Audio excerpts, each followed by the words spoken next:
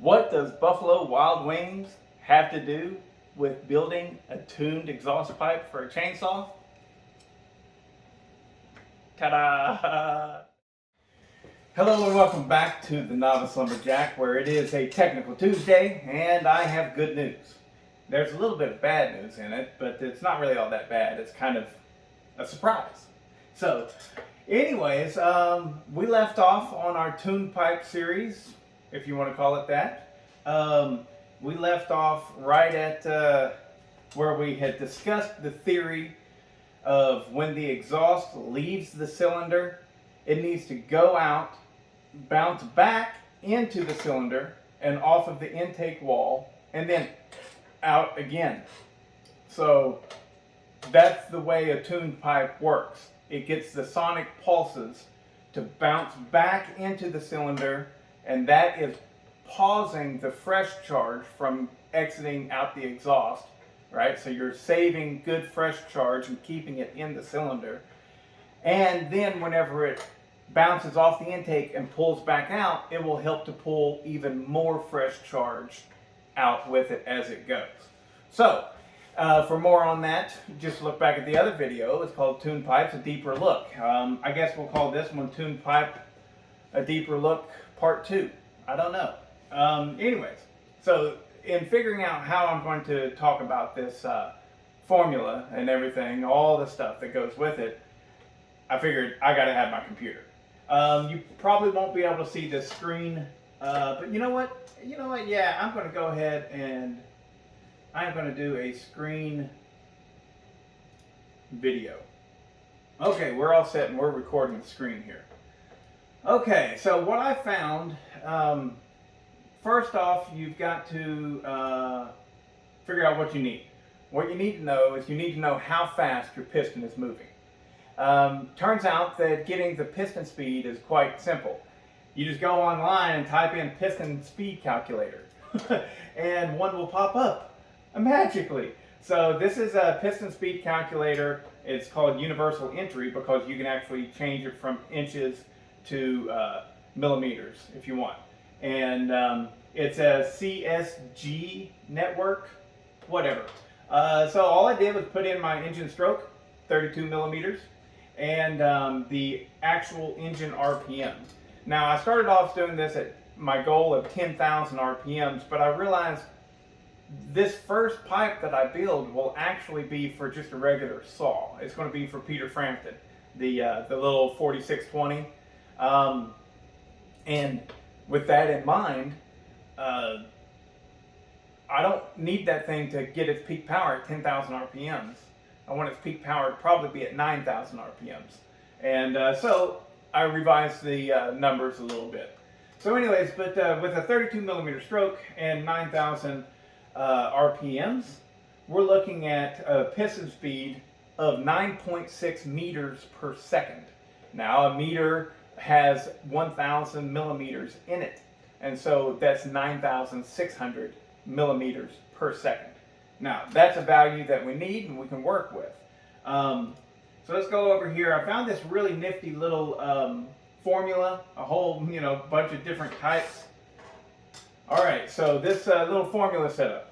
If you want to find the distance, it's speed times time. Speed equals distance divided by time, and time equals distance divided by speed. So this is going to help out. So based off the idea that our sonic pulses are going to travel at the speed of sound. Now all of this stuff is just a best guess. That's all we can do is make our best guess. And based on the idea that it is going to be going at the speed of sound, we are looking at 1,225 kilometers per hour. Well, if you break all of the kilometers down to millimeters, right, and then you break that down into that there are 3,600 seconds in an hour, then you're looking at a total speed of a sonic boom,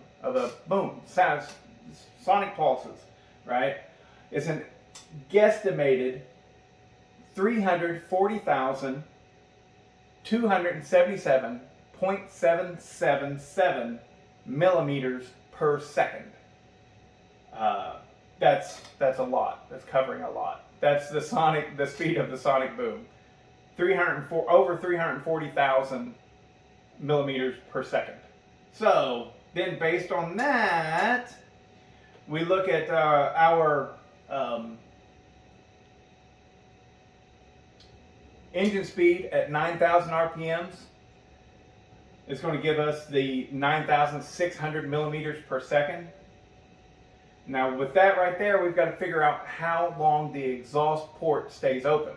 We know that the exhaust port is 24 millimeters because it's 12 millimeters down and 12 millimeters back up. So that's 24 millimeters that the piston has to travel to open and then close the exhaust port. So we're looking at, we take that 24 millimeters and we divide it into the 9,600 millimeters per second, right? And we get 0.0025 seconds. So our exhaust port is only open for 0.0025 seconds. Okay?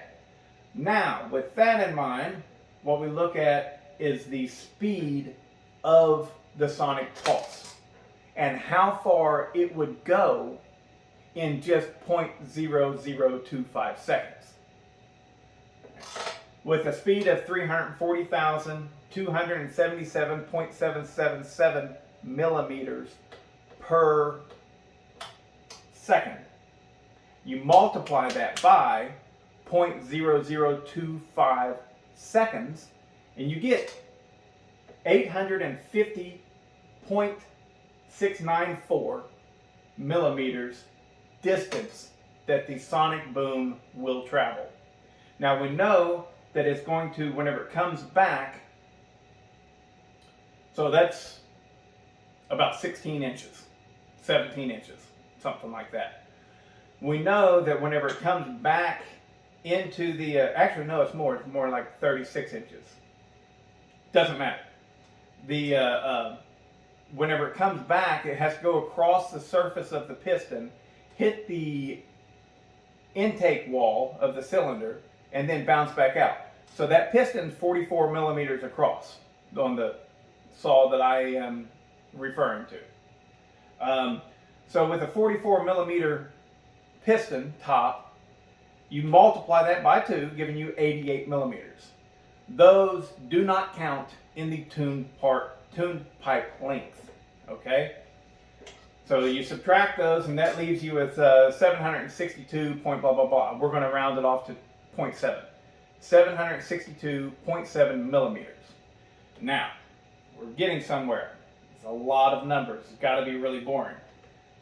But now we know that we have 762.7 millimeters to work with. So we cut that in half because we got to go out there and bounce back, remember? We cut that number in half and that gives us 381.35 millimeters. That is the length of our tuned pipe. It's going to travel 381.35 millimeters out, hit a wall, bounce back 381.5 millimeters, and then it's going to cover 44 millimeters in, bounce off the intake wall, 44 millimeters out. It's back into the exhaust at this point, and our piston closes up the exhaust port. What is 381.35 millimeters? Funny, it's 15 inches. How long are those tuned exhaust pipes? The actual expansion chamber comes out and tapers back down. Whenever it gets down to the smaller side, that's whenever we're denying that pulse any further and it has to turn around and go back the other way. They're about 15 inches. Whenever you see an expansion chamber on a chainsaw, it's about 15 inches of expansion chamber. So, I'm feeling pretty happy. I'm feeling pretty good that I figured this shit out. Alright, I'm proud of this. So, but 15 inches is not going to work for us. 15 inches is not going to work for us because we are building a tuned pipe, or going to try to build a tuned pipe, on a standard chainsaw that we're going to actually take out into the woods and work with. A tuned pipe for something like that is just pointless. You know, you're not going to hook up one of those things to your four-wheeler and take it out to the woods. It's just not realistic. So what you've got to do is you've got to realize that we have to make that sonic pulse bounce multiple times. Instead of going out, back in, and back out and being done with it, what we have to do is try and get it to go ding, ding, ding, ding, ding, ding, ding, ding, ding, and then it finally gets in and out. Now, this is getting complex. If you have to do that, there's no way to get a perfect measurement on that, because every time that it reflects off of a wall, be it the end of the muffler or the cylinder wall, before it gets a chance to actually go inside the cylinder, it's bouncing back and forth, bing, bing, bing, bing, bing, bing. Or, I'm sorry, the face of the piston is what it would be hitting. It'd be hitting the face of the piston, bouncing back, until finally that piston gets low enough to where it goes in and comes back out.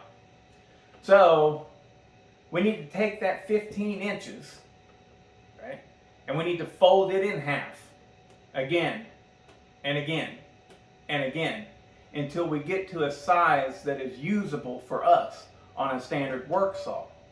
Well, let's think about this. What if we did it 5 times? Bing, bing, bing, bing, bing, bing, bing, bing. And then finally it makes it into the cylinder and back out again.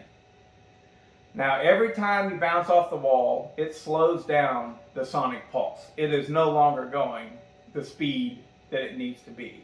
And so everything that we had about our best guess, it's kind of just out the window. But if we guessed or assumed that it kept the same speed, well, then you're looking at 15 divided by 5, which gives you 3 inches.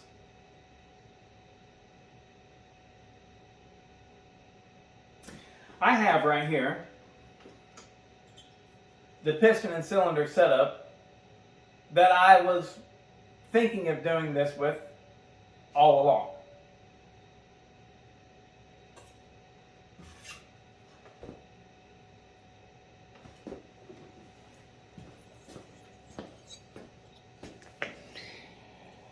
This right here would be the face of the piston that it would be bouncing off of. And so that is our measurement from here to here. And this right here is concave just a bit, so it doesn't go all the way to the end. What's that look like to you? Looks like there are engineers somewhere laughing at me, because that is 3 inches.